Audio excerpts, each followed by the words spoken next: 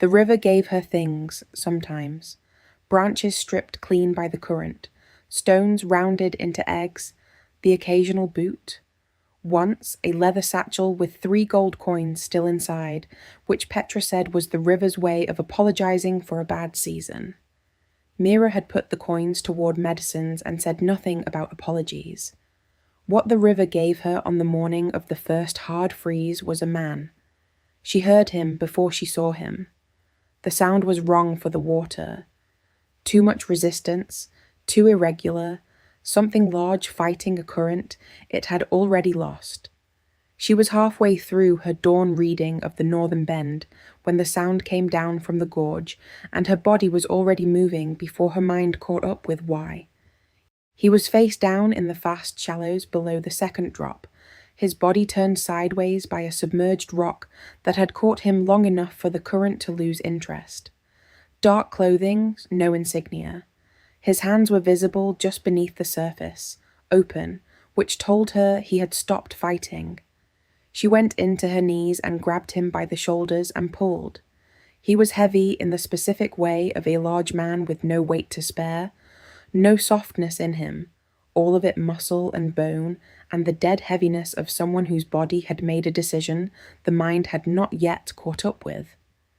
She got him to the bank in stages, her boots filling with water so cold it had stopped feeling cold and become something else, a specific burning absence of sensation that she had learned over 11 years to treat as information and not emergency.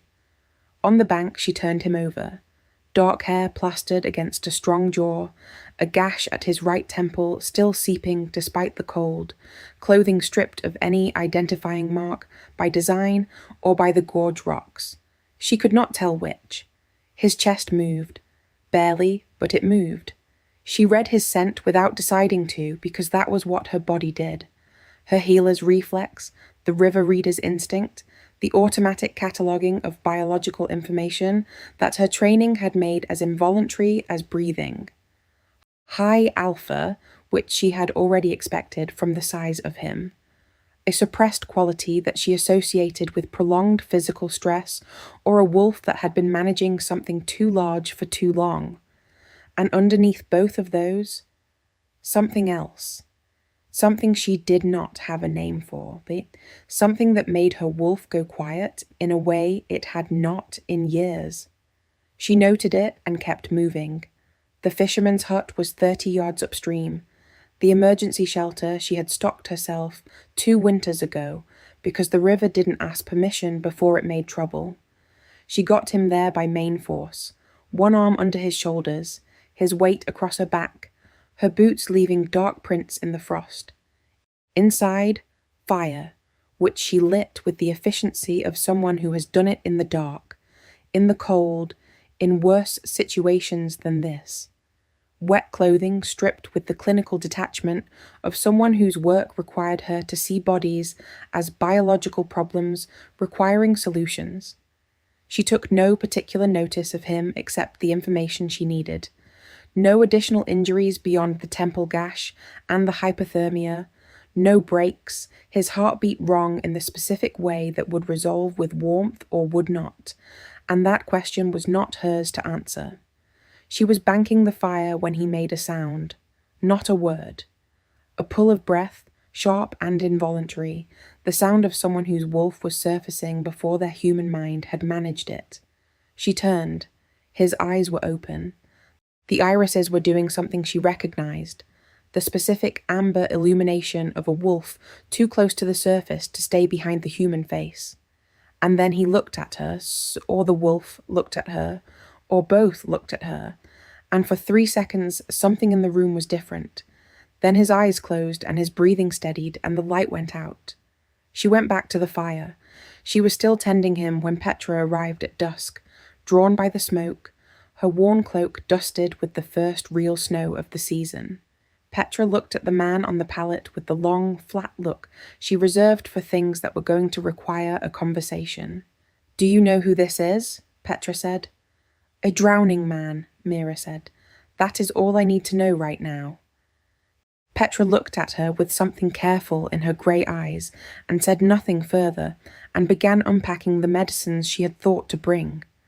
The second night was the difficult one. Fever came on fast, the way it did when a body had been cold long enough, and the wolf's warmth finally kicked in against the damage, the temperature swinging upward with a force that was almost worse than the cold. Mira managed it through the hours with the rhythm she had developed over years. Cool compresses, specific herbs, water when he could take it, observation when he could not. He was not a quiet patient, not difficult, but not absent either. His body was doing too much at once. The wolf pushing hard against the hypothermia, the fever spiking and dropping, some secondary conflict she could not fully identify running underneath all of it. Something in him that was fighting something that had nothing to do with cold water. He spoke in fragments during the worst of the second night, not to her or not exactly, to someone who was not present, in the low, incomplete sentences of a man who was not choosing his words, a name she could not catch, something that sounded like ceremony repeated until it became rhythm instead of language. Sorry, once, in a voice so tired it had lost its shape. She changed the compress and said nothing. His words were not hers. The third time his wolf surfaced was the one she would have to account for later, in the privacy of her own thinking. It was near dawn of the second day, fever still running high, and she was reaching across him for a cloth when his hand closed around her wrist. Not rough, not threatening. The grip of something that had found purchase in the dark and was not inclined to let go. His eyes opened. The wolf's eyes, amber and tracking, seeing nothing human, nothing of the room, but tracking her with the absolute specific attention of a creature that had located something it had been looking for. She did not pull away. She kept still, which was the correct response, and read his scent in that moment of involuntary closeness. The searching quality was still there, that prolonged, unsettled reaching she had noted on the bank. But in proximity to her it had shifted, not resolved, not completed, nothing like that, but quieter.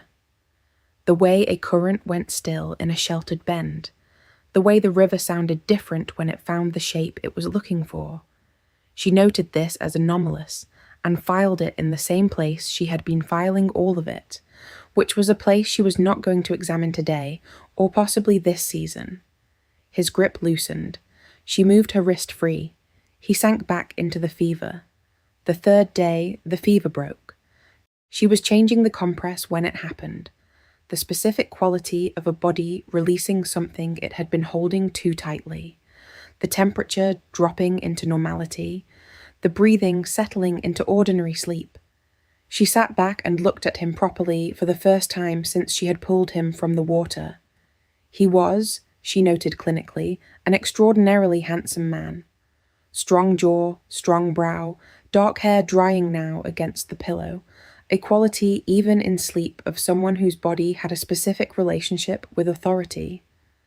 The gash at his temple was clean and would scar lightly. His wolf, for the first time since she had found him, was not visible in his face. He was simply a man, sleeping. She was thinking about moving him to the settlement when he opened his eyes. Not the wolf's eyes, his, amber brown and fully conscious, and looking at her with the focused attention of someone who had surfaced from a long distance and found the first thing worth looking at. "Where am I?" he said. His voice was rough with disuse. Mira told him. The Ardell River settlement, northern border territory, the fisherman's hut at the second bend. She told him how long he had been here and what had been wrong with him and what she had done about it. She told him plainly and without softening, because she had learned that plain information was what patience needed after fear, and that the softening was for the person doing the telling, not the one being told. He listened to all of it. Then he said, "What is your name?" She told him. He said, "Kai." She said, "All right." He looked at her for a long moment in the specific way of a man trying to locate something he had already found, and she went back to her notes and neither of them said anything further until Petra arrived with food. On the fourth morning, he was ambulatory. She had left him clothing from the emergency stores, rough things, plain wool and worn linen, nothing that fit his proportions well, and nothing that had been chosen for anyone in particular. He wore them without comment, which was either humility or indifference, and she had not yet decided which. She had rounds to do in the settlement, and she told him so, and told him he could come or stay, and he came. She watched him in the settlement the way she watched everything, without performing the watching. He moved carefully through unfamiliar territory, which she noted. He did not announce himself, which she also noted. When old Osric met them at the supply store and looked at Kai with those careful elder's eyes, Kai looked back with the specific quality of someone accustomed to that assessment from people who knew what they were looking at. Bryn intercepted Mira between the supply store and Halwyn's place. The young woman's eyes had gone very large. "Do you know who that is?" Bryn said, keeping her voice low. Mira said, "I know his name is Kai, and that he nearly drowned 3 days ago, and that he is recovering well." She said it pleasantly and moved on. He helped with a repair to the settlement's south wall without being asked. A section of timber facing that had been waiting for someone with the right size to hold the beam while someone else fixed the bracket. He held it for 40 minutes without complaint, with the easy endurance of someone for whom that kind of physical work was not a new experience. He was good with his hands. She noted this also. Toward midday, a river runner arrived, Thomas, who worked the trade route between the settlement and the lower valley, and who knew Mira well enough to come straight to her with news. She saw the moment he registered Kay across the square. She saw the almost drop, the specific pull of a subordinate wolf encountering an alpha rank so far above its own that the instinct to submit had already fired before the brain could intervene. She saw Thomas catch himself and go pale and find somewhere else to direct his attention. She heard Kai say something to him, low and brief. Thomas straightened and found his composure and said nothing further and moved on with his deliveries. That evening, Kay told her he would leave in the morning. She said good. He thanked her. She said don't fall into any more rivers. He left.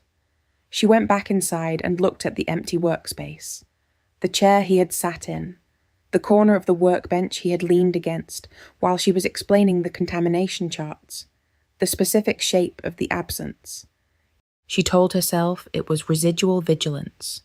The particular attentiveness that always followed 3 days of monitoring a critical patient.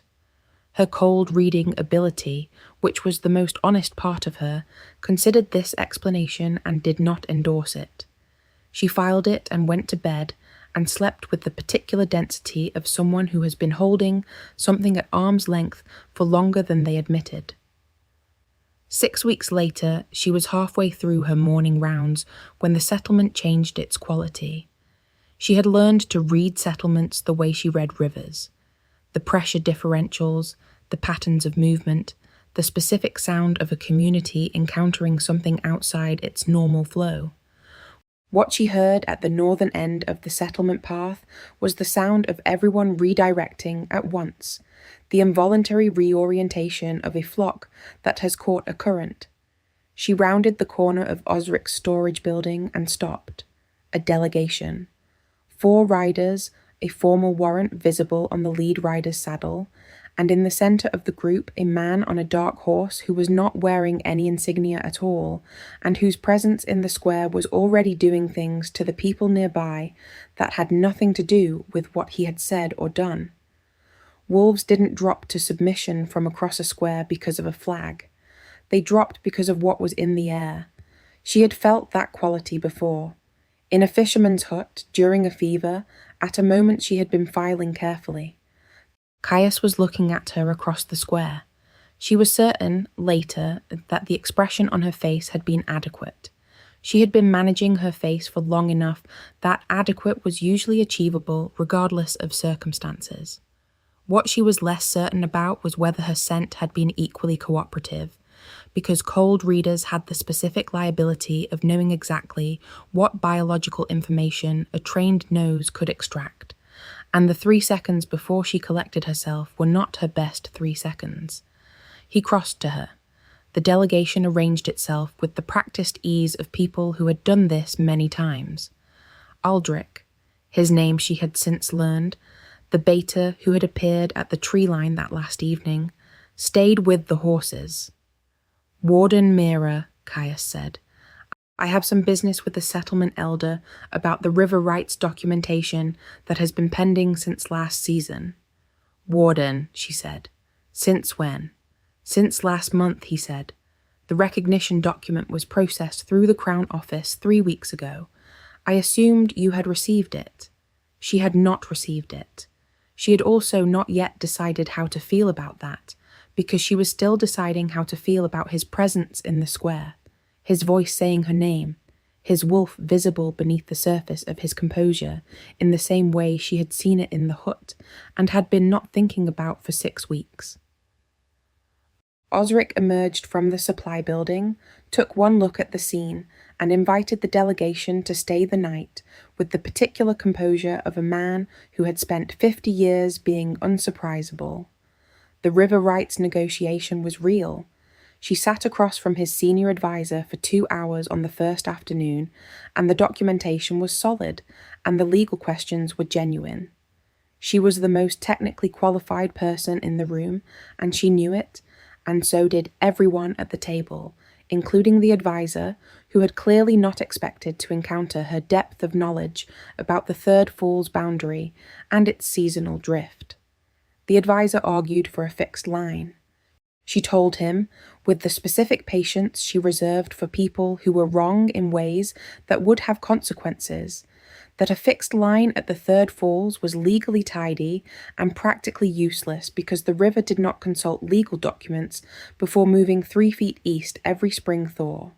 She had 5 years of survey data. The advisor had a map. Caius ruled in her favor. He said it in 2 sentences, clean and final.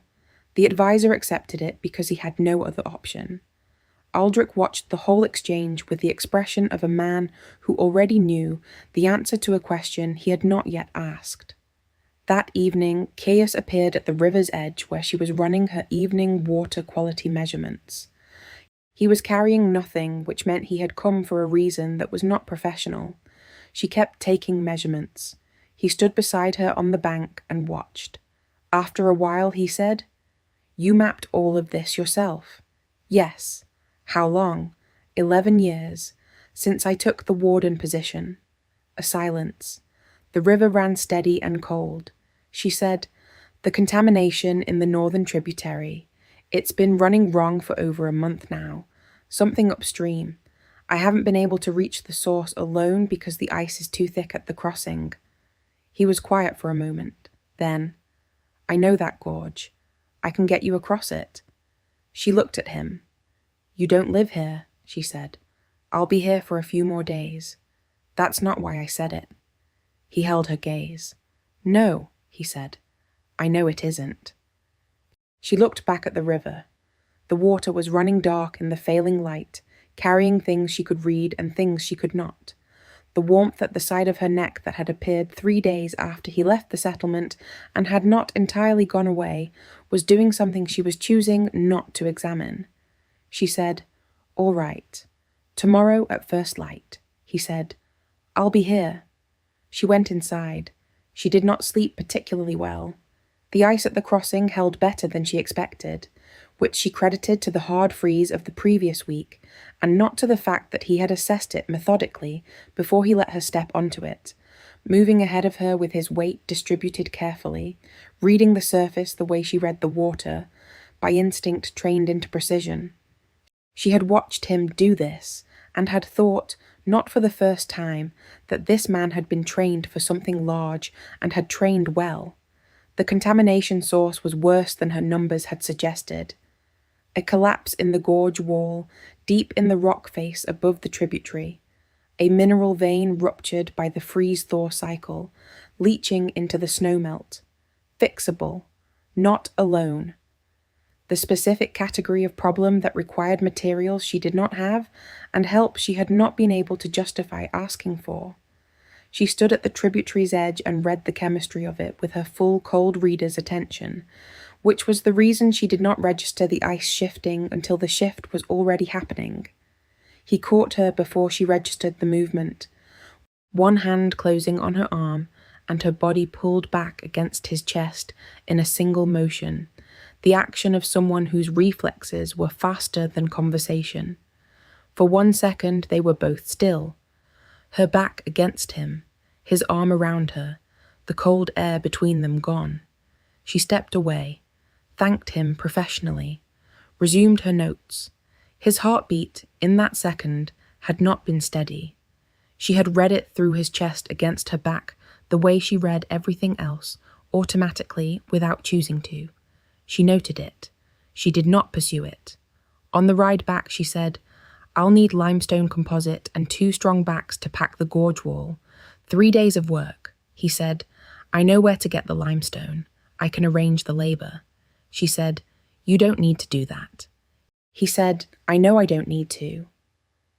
She looked at the settlement coming into view at the valley's edge and thought about the first evening she had come back to this view alone 11 years ago with nothing but the warden's position and the cold reading ability she had been told was more liability than asset. She had made something of both. She had not needed anyone to arrange limestone for her. She also had not been able to get to the gorge source alone. She said, "Thank you," he said. "You don't need to thank me." She said, "I know I don't need to." She heard him almost smile. She kept her eyes on the path. Bryn was waiting at the settlement edge. She fell into step beside Mira with the specific energy of someone sitting on something they had decided to say. "I know who he is," Bryn said. Mira kept walking. "I know," Mira said. Bryn stopped. She turned. "You know?" "I think I know," Mira said. "I don't need to say it out loud yet." Bryn looked at her, then at the man crossing the square toward Osric, then back at Mira. Her expression was the one she wore when Mira said something that was technically accurate and also deeply insufficient, and she had learned over 3 years that pushing Mira beyond technically accurate required patience. She let it go, for now. The formal dinner was Petra's idea, which meant it was Petra's execution, which meant it was better than anything the settlement could have managed on its own, and presented with the composure of someone who had been hosting important people since before most of the delegation had been born. She laid the table with the settlement's best cloth and made something from the preserved autumn stores that smelled like the last of the warmth before the cold had come.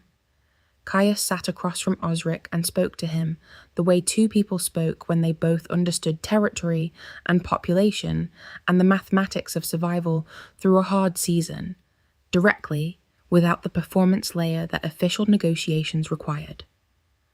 Mira watched Osric's expression shift from careful to something closer to respect, which was not a thing Osric gave to titles. Afterward, in the particular warmth and disorder of the table being cleared, Caius appeared at her shoulder. He said, "Walk with me." She looked at him. Then she went with him. The river at night in early winter was a different thing from the river at dawn. The sound was lower, more patient, the dark water moving with the specific confidence of something that had been doing this for longer than anyone watching could account for. She stood at the bank with her hands in her cloak pockets, and he stood beside her, and for a while neither of them said anything, and the silence had the quality of something that had already lasted longer than tonight. He said, "I dream about the river." She looked at the water. He said, "The specific sound of it. Since," he stopped. "Since you left the settlement 6 weeks ago," she said. He looked at her, yes. She did not say anything for a moment.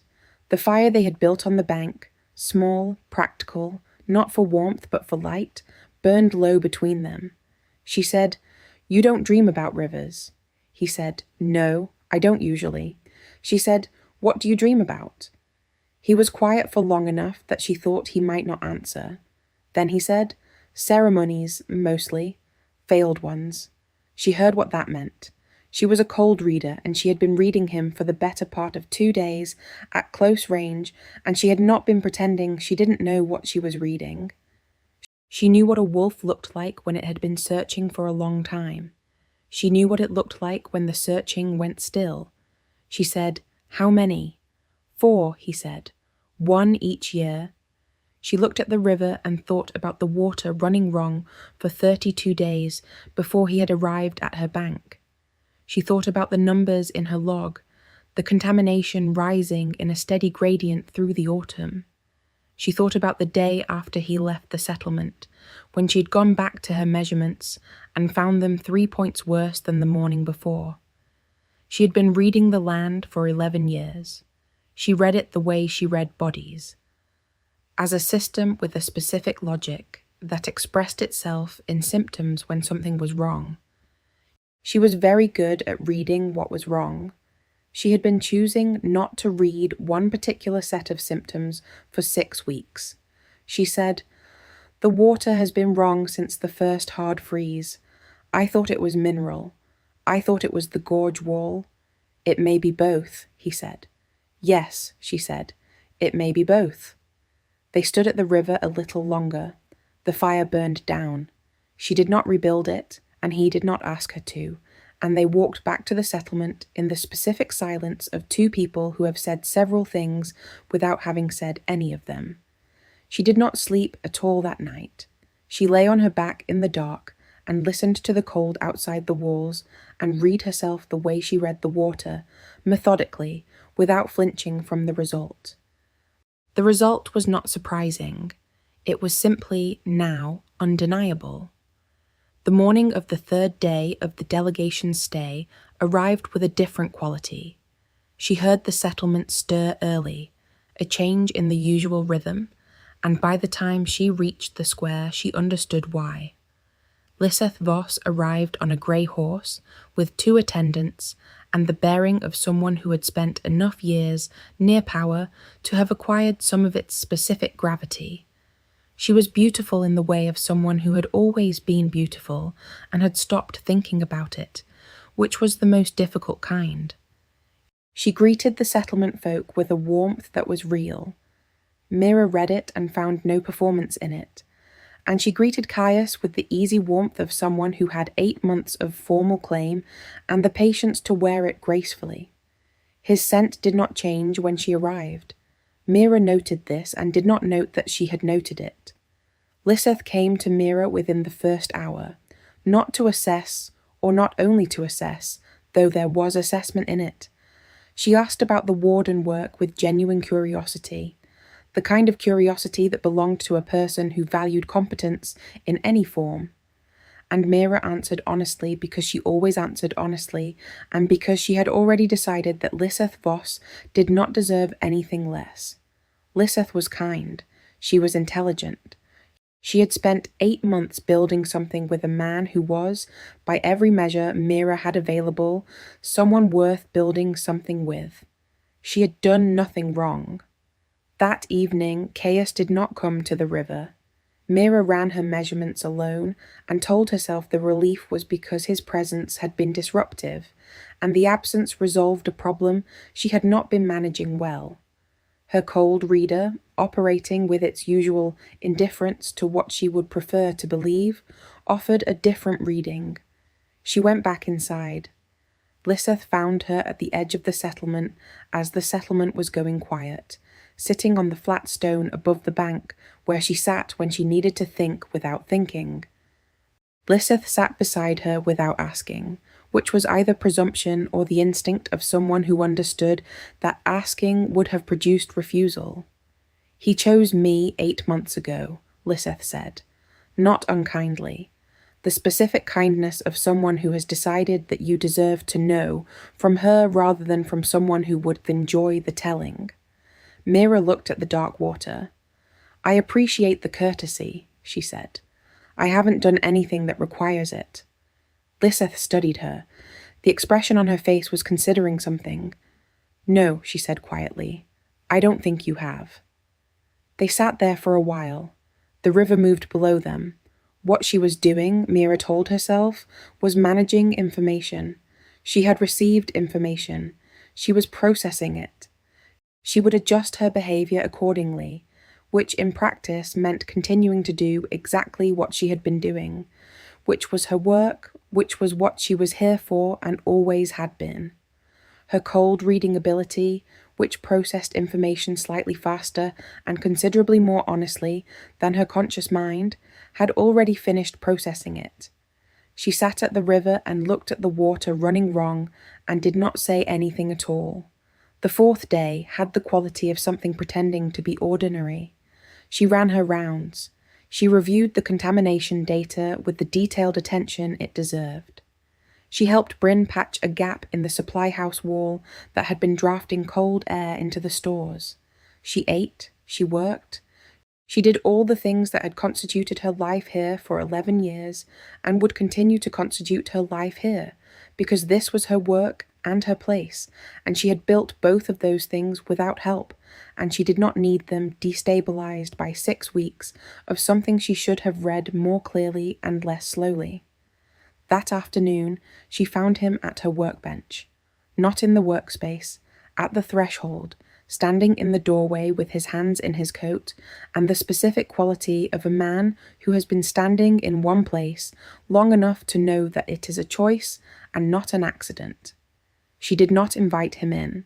She stood in the threshold and looked at him. She said, "What do you want from this?" He looked at her steadily. Then he said, "I don't know how to answer that." She said, "Then come back when you do." She closed the door. She sat on the other side of it in the dark of her workspace and pressed her palm flat against the wood and listened. He stood on the other side for 60 seconds. She counted because her mind did that, registered intervals and durations as information, the cold reader's habit. His footsteps moved away. She heard them cross the square. She heard the settlement quiet around them both. She stayed with her hand against the door for 10 minutes after that. She was measuring something, though she could not have said what. The thickness of a door, the distance between knowing and saying, the specific weight of a thing that was already real and had not yet been named. The contamination data from the northern tributary was still wrong. The water was still running too cold in the wrong places, too warm in others. The specific signature of something in the land above disrupted and leaching into everything below. She had been reading this land for 11 years. She was the best reader it had. She looked at her measurement logs spread across the workbench and read them with the full, undivided attention she brought to everything and what they told her, what they had been telling her for 30 days if she had been willing to hear it. Was that whatever was wrong with the water had started before the gorge wall collapsed, before the hard freeze, before any mineral explanation she had been constructing with such careful, professional precision. It had started the day the cold did. She sat with that for a long time. Then she put the logs away and went to bed. She was at the northern bend at dawn when she heard his footsteps on the bank behind her. She did not turn. She said, "I told you to come back when you had an answer." He said, "I have one." She turned. He was standing at the edge of the water in the early grey light, looking at her with the specific quality she had been reading and filing and refusing to name since the day she had found him in the shallows. His wolf was close to the surface. She could see it in his eyes, the amber beginning, the careful containment of something very large. He said, "During the fever, something happened. I have fragments of it. Your hands, your voice. The specific quality of my wolf going still for the first time in 4 years. She was very still." He said, 4 years, since the first ceremony. My wolf has been searching since before that, if I'm honest about it. Every ceremony after the first was... He stopped. He looked at the river. He looked back at her. He stopped searching when I was here, when you were near. She was a cold reader. She had been trained by the best river healer in the eastern settlements, and she had spent 11 years refining a skill that processed biological information with the precision of an instrument. She knew what a mate bond looked like from the outside. She knew what the symptoms were, the searching quality, the settlement, the territorial effects of prolonged denial. She had known for weeks. She had been choosing not to know. "Tell me what you read," he said, "in the hut, what your ability told you." She looked at him for a long moment. The river moved between them and around them. She said, "High alpha under long stress, a wolf that had been searching for something it couldn't locate. And when I was close, in the hut, during the fever, the searching went still. I noted it as anomalous. I filed it. And after I left," he said. She said, "After you left, the contamination in the northern tributary worsened by 3 points the same day. And every day you were at the settlement, it had been measurably improving. And I have been reading this land for 11 years. She looked at him.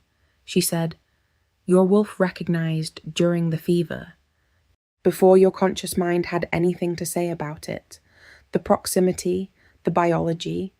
It recorded what it needed to. When you woke up, you were already carrying it, even if you didn't have the words for it yet." He said, "You knew."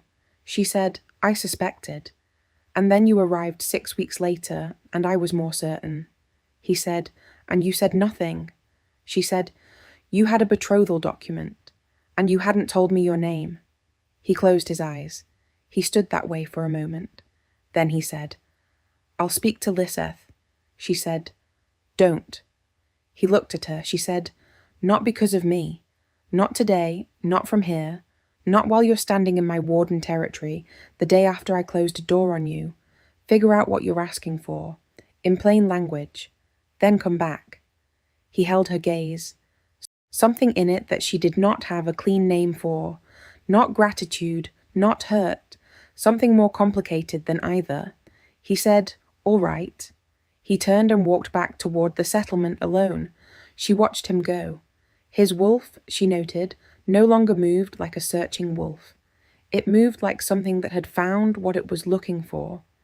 It was waiting with the specific, enormous patience of a thing that has been waiting for a very long time already, and has learned that patience is not the same as distance. She stood at the river in the early morning and read the water. The numbers were the best they had been in 32 days. Petra came to find her that afternoon with the specific, unhurried quality of a woman who had decided something and was going to deliver it at her own pace. "The contamination data is better," Petra said, sitting down uninvited at Mira's workbench. 3 points, Mira said, without looking up from her notes. Petra said nothing for a moment. Then, "Mira." Mira looked up.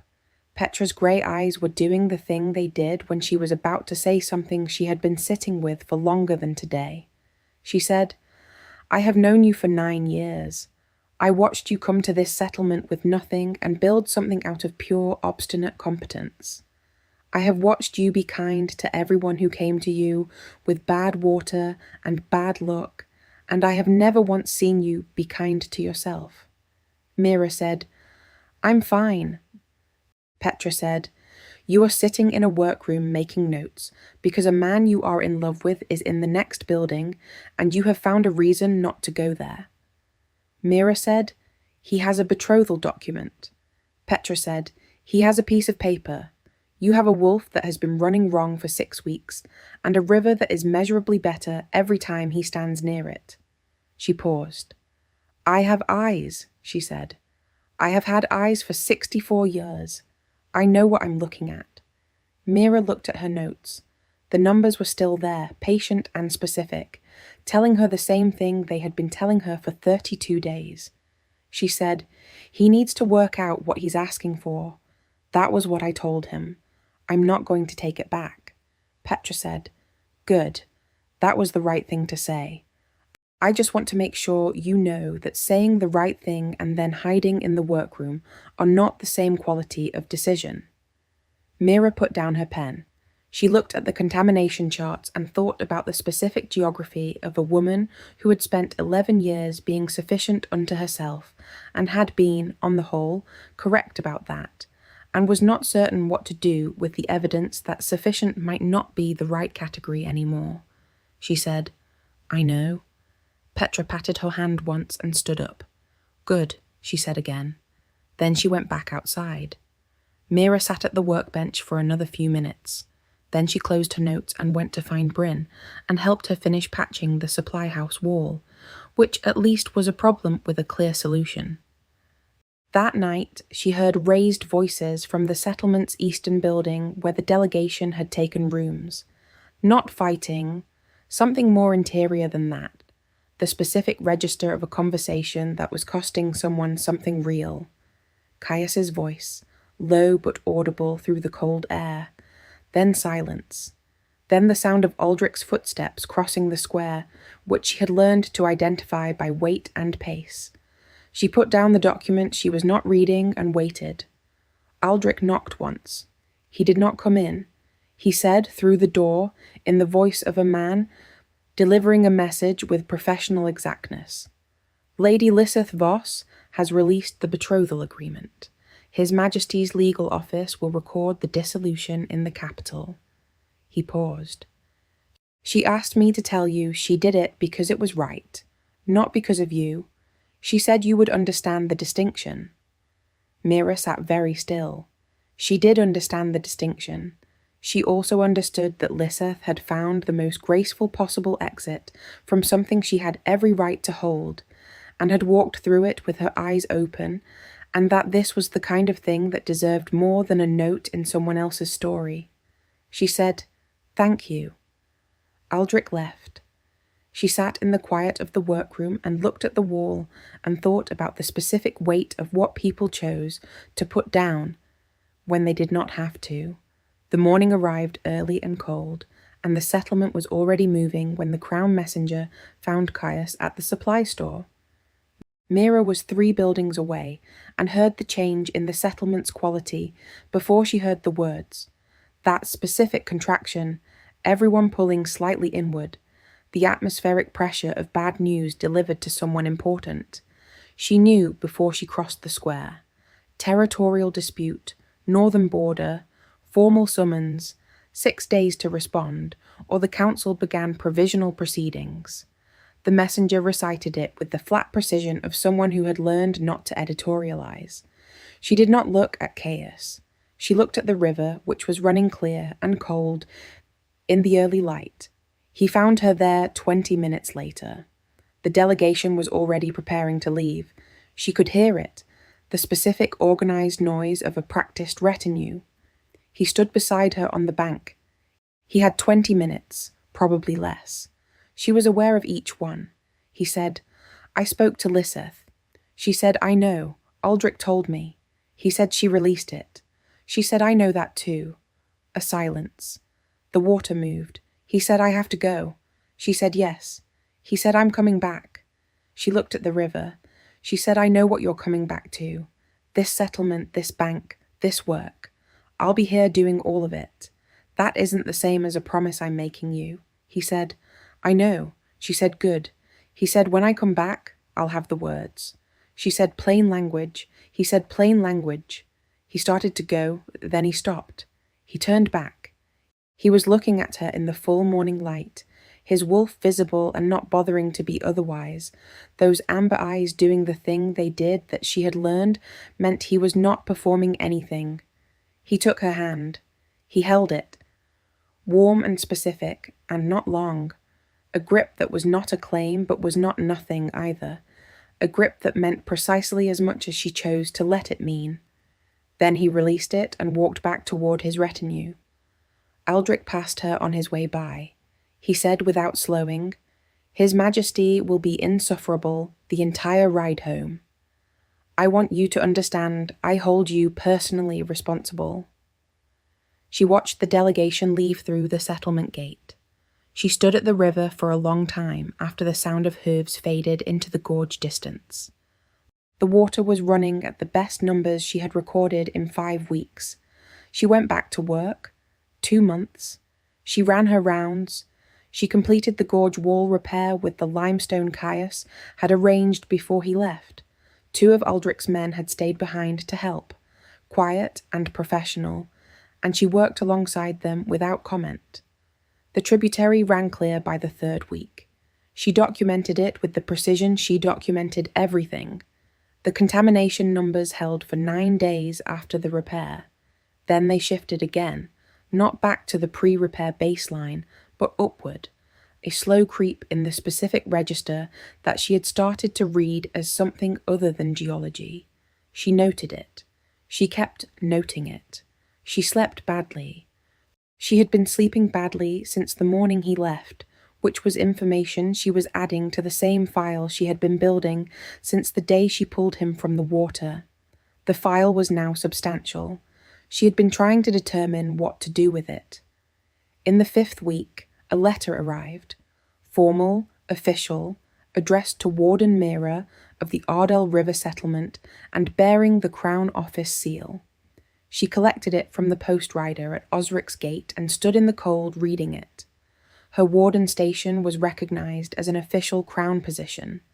Full pack registered status for its holder, retroactive to the date of the river rights documentation. The letter was specific about every detail and signed by the Alpha King. She read it twice. She folded it carefully. She put it in her work chest and went back to her rounds. That evening, Petra found her at the bank. Petra said, "You received something today." Mira said, "Yes." Petra said, "You are allowed to be glad of a thing, Mira, a thing that is genuinely good. You are allowed to simply be glad of it." Mira looked at the river. She said, "I am glad of it." Petra said, "Be more glad of it." Mira almost smiled. She did not, but it was close, which Petra clearly counted as a victory because she went back inside looking satisfied. He arrived on the morning of the 58th day since he left. No delegation banners. 4 riders, including Aldrich, all of them in plain travelling clothes. She was in the square at that hour because she was always in the square at that hour, and the gate opened and he came through it, and their eyes met across 40 feet of packed snow. She had been preparing, she thought, for this moment. She had been noting data and filing observations and building a comprehensive picture with the professional detachment she applied to everything, and she had been fairly confident that she understood the situation and could manage her response to it with appropriate composure. She had been wrong about the composure. He crossed the square. He stopped in front of her. He looked at her in the full honest daylight with that specific quality. His wolf present but not urgent, something in him that had stopped looking for something because it was here. He said, "I know what I'm asking for." She said, "Tell me." He said, "You," in plain language, all of it, publicly, permanently, by whatever form your people recognize. She said, "My people don't recognize much. We're packless." He said, "Then I'll need to do something about that." She looked at him. Behind her, she was aware of the settlement gathering in the specific quiet way it gathered when something important was being decided. Osric at the store door, Bryn on the path, Petra at the well, Aldrich at the gate, and not pretending to be anywhere else.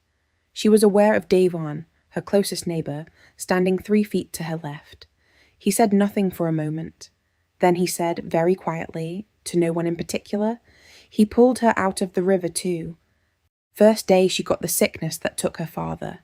The sentence landed in the square without explanation. It didn't need one.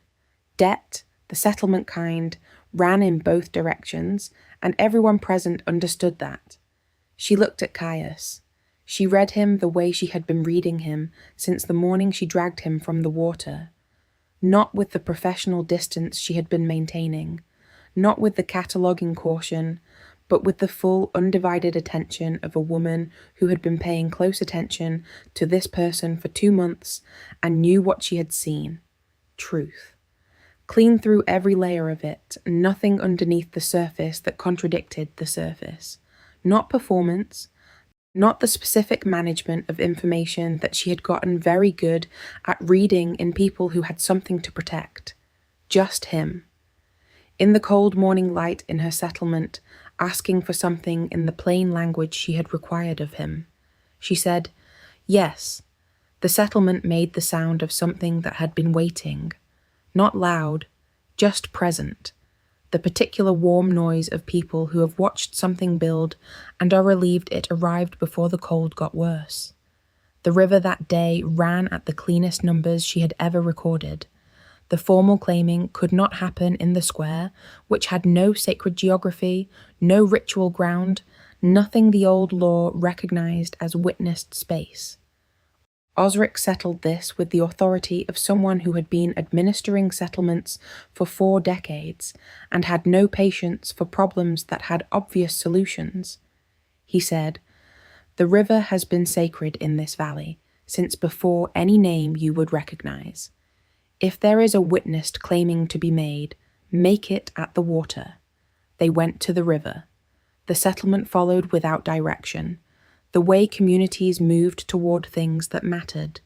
The elders, Petra, Bryn, Davan, the traders who had been caught at the settlement by the weather, the 2-pack representatives who had come for the river rights follow-up and were now witnessing something considerably more significant than paperwork. Aldrich stood at the back of the gathered group and said nothing. Caius turned to her at the water's edge. He told her what had happened during the fever. He said it the way she had asked him to say everything, plainly, specifically, without performance or apology. His wolf had found her before his mind had caught up. He had spent 6 weeks trying to understand what his wolf already held. He had stayed at the settlement because he needed to know if it was real outside of what he was. If she would have chosen the presence of him, not the weight of the title. He had left because his kingdom required it, and come back because he required this. He said, "I'm not asking you to forgive the time it took." She said, "I know you're not." He said, "I'm asking you to let me stay." She read him one final time with her full cold reader's attention. The last professional assessment she would run on him, and they both knew it. The biological truth of him, the scent clear and honest, the wolf present and absolutely still. None of the searching quality she had read in the hut during the fever, none of the suppressed straining of a thing that could not locate what it needed. Just settled, just here. She took his face in both hands. He went still under her hands with the specific quality she had first read in the fisherman's hut, the mate-found stillness, the absolute settling of something that had been in motion for too long. His eyes changed, not a flicker this time. The amber came up steady and remained, the wolf's own light, looking at her with the clear certainty of something finally arrived at where it was always going. She bared her throat. Not a gesture she had made before, not something she had planned. It came from below planning, below choice, from the same depth as the impulse that had sent her into the water after him on the morning of the first hard freeze, the animal knowledge that here is the thing you reach for, here is where you put your hands, here is what you hold. He understood what she was doing. She felt it in the quality of his stillness. That it was not submission between them, not the hierarchy of rank and designation. The old act between true mates, the surrender and the recognition both at once, the gesture that said, "I know what you are, and I am choosing you with full knowledge, and here is my proof." His hands came up to her jaw, steady, careful. He bit. The mark flared the way she had always understood it would from the research, from the training, from everything she had learned about the biology of bond completion, bright and clean and specific, a flare of heat at the junction of her neck and shoulder. But research did not have this. Research could not have this. The bond completing was not an event that happened to her. It was a flood that arrived with everything already inside it. She felt him. Not his presence. She had felt his presence for 2 months.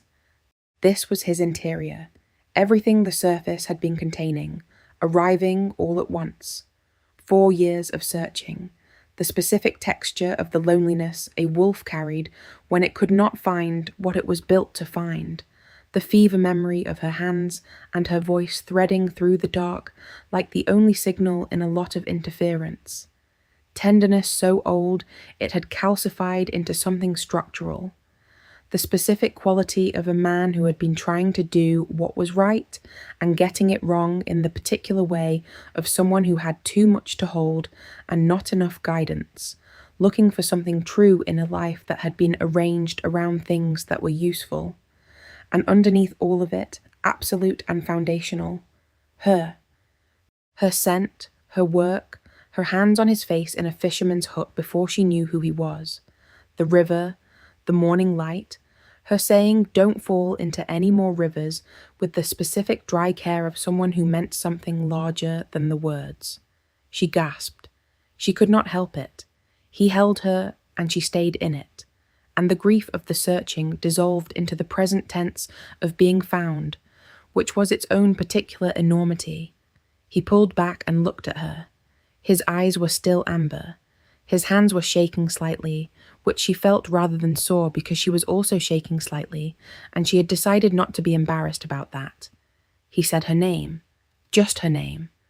The way he said it, with 4 years of direction finally resolved into a destination, with all of the searching given, at last, somewhere to land, was the only declaration the moment required. Behind them, she heard Aldrich say, "About time." She heard Bryn make a sound that was not a word. She heard Osric's long, slow exhale, the sound of a man who has been patient for a long time and has been rewarded for it. She heard the two pack representatives murmuring to each other in tones that had shifted entirely from the register of official business. She heard Davan clear his throat once, roughly, and say nothing.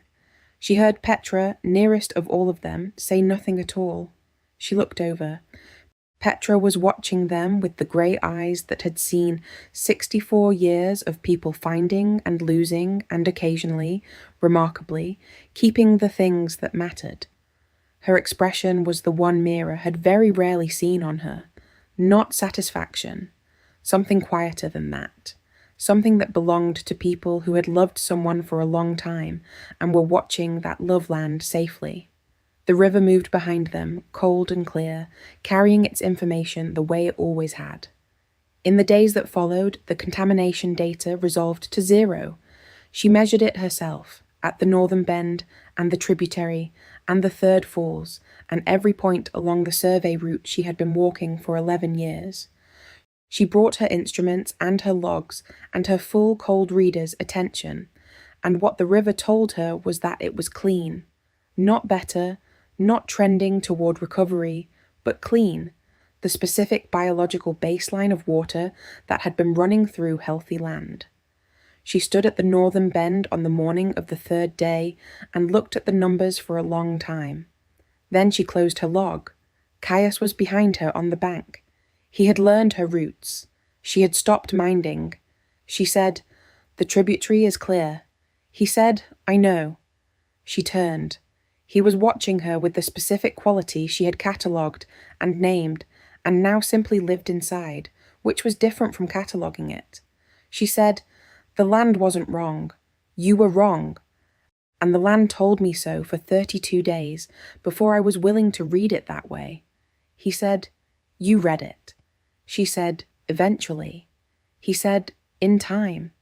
She looked at him in the early morning light, this man whose wolf had found her before either of them had words for it, who had stayed in a fisherman's hut and helped with a wall repair and brought limestone for a contamination fix and come back across 2 months of winter without being asked because he had said he would, and he was a man who meant what he said.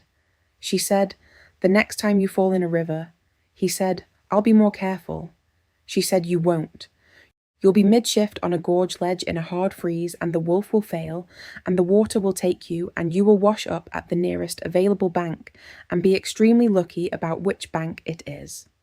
His mouth curved. He said, "I've been lucky about that once already." She said, "You have." He crossed to her.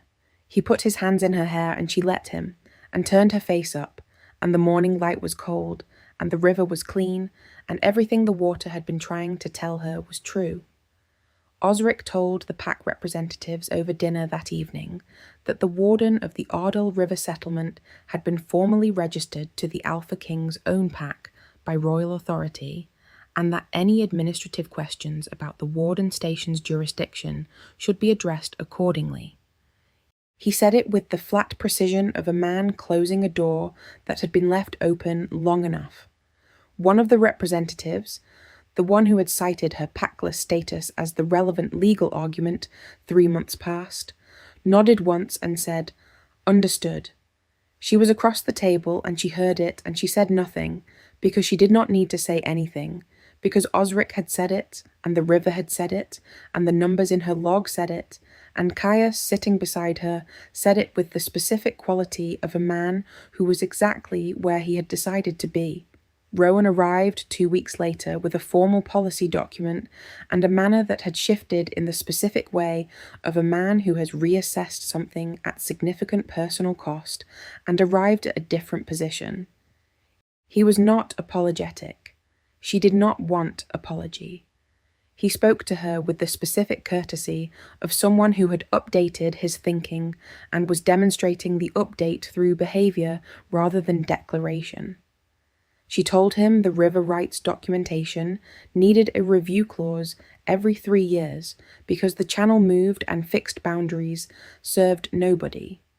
She told him the contamination research should go into the Crown Healers Registry as a standard reference, not a single incident report, because the same mineral vein failure could occur at 4 other points along the northern gorge system, and it would be useful to know what to look for before it reached settlement water again.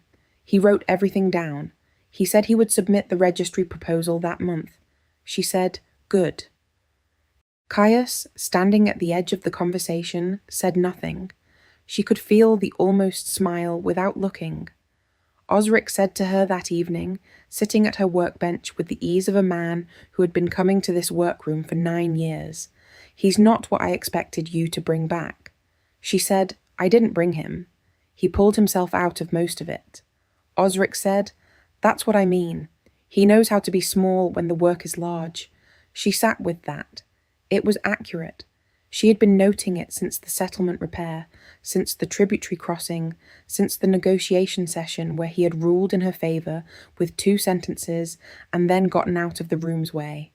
The work always got the space. She was good at her work, and he understood that in the specific way of someone who was also good at his own. She said, "Yes." Osric said, "Good then." He stood up. "Have you told Petra it's done?" Mira said, "Petra knew it was done before I did."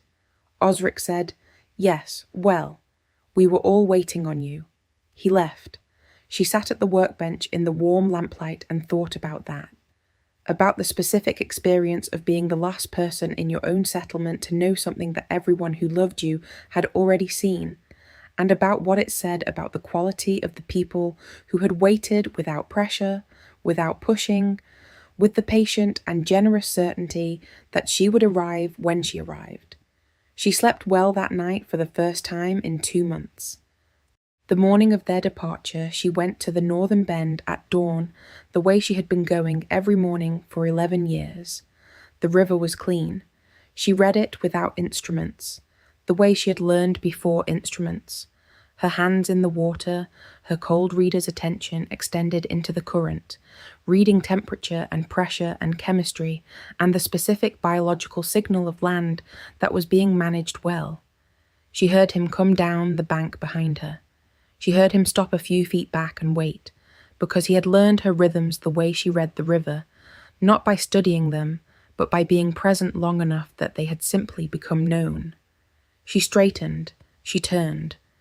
He was standing in the early grey light in his plain travelling coat, watching her with that quality she had learned to receive without flinching, the specific direct attention of a wolf that had found its mate and was still, periodically, slightly overwhelmed by the fact of it. She found this privately the most honest thing about him. She held out her hand. He crossed to her and took it, and she stepped off the bank, and they walked back toward the settlement together, and the river ran clean behind them in the cold morning, carrying everything it had always carried, the way it always had, telling the truth to anyone willing to read it.